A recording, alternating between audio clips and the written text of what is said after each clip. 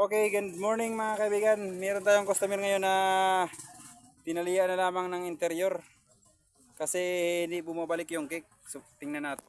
Okay, kung papansinin nyo mga kaibigan, oh, ayan oh. Oh, oh. Oh. Hindi na may balik ang cake mga kaibigan, oh. Oh, hindi na siya.